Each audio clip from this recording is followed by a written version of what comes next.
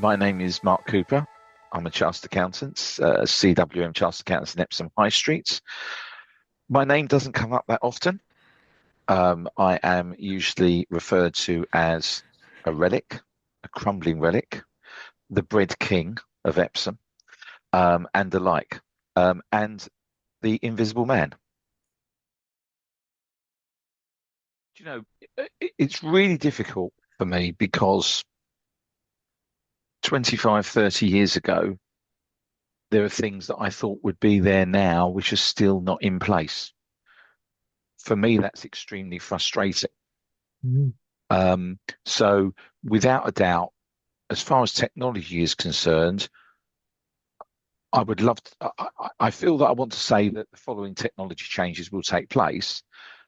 On the other hand, I think it's exceptionally disappointing that they've not already taken place. And I think part of the reason for this actually is that we are brainwashed, as I think all people in the world are brainwashed, into believing that UK PLC is great.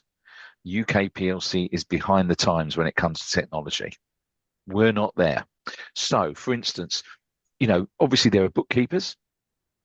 I'll take that as an example. Um, we should have intelligent documents being sent around.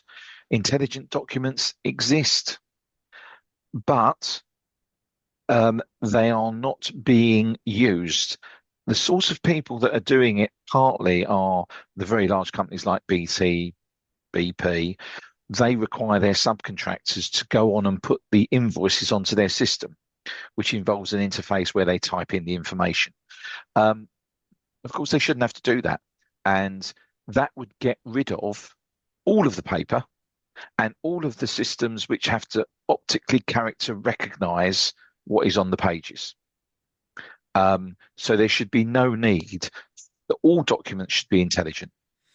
That technology has been around for many, many years, and I spoke about it in 1997, 98. It was all going to become paper free. We've gradually gone further and further down that route, and like anything, it's an exponential curve going that way, whereby it's very hard to eradicate that bottom bit of the curve.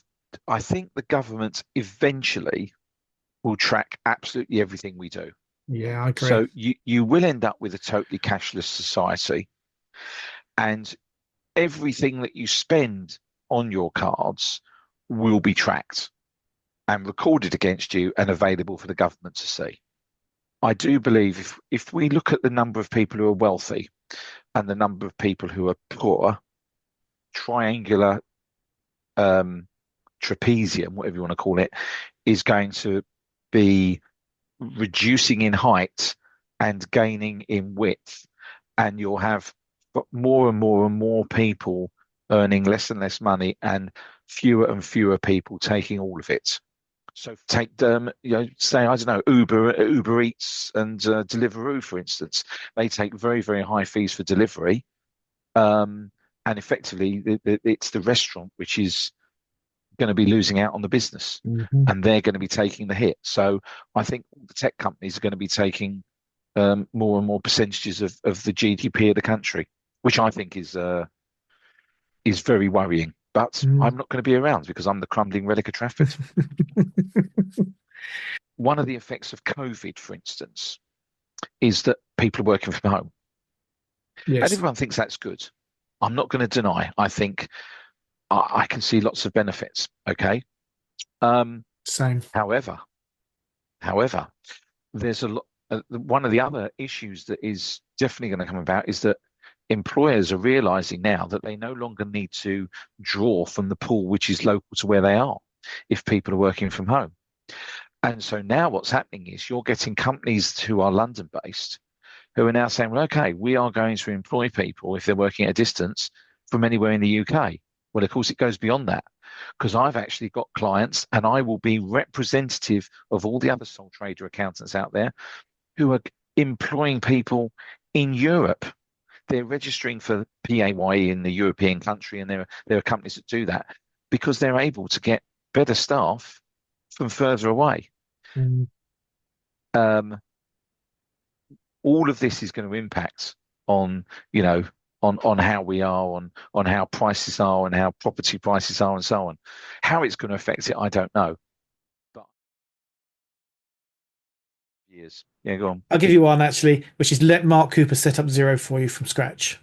Um, one of the big problems with technology is everyone thinks they can do something, but actually, what technology does is it hides the mistakes that you make a lot of the time, and it makes you think you're doing a great job.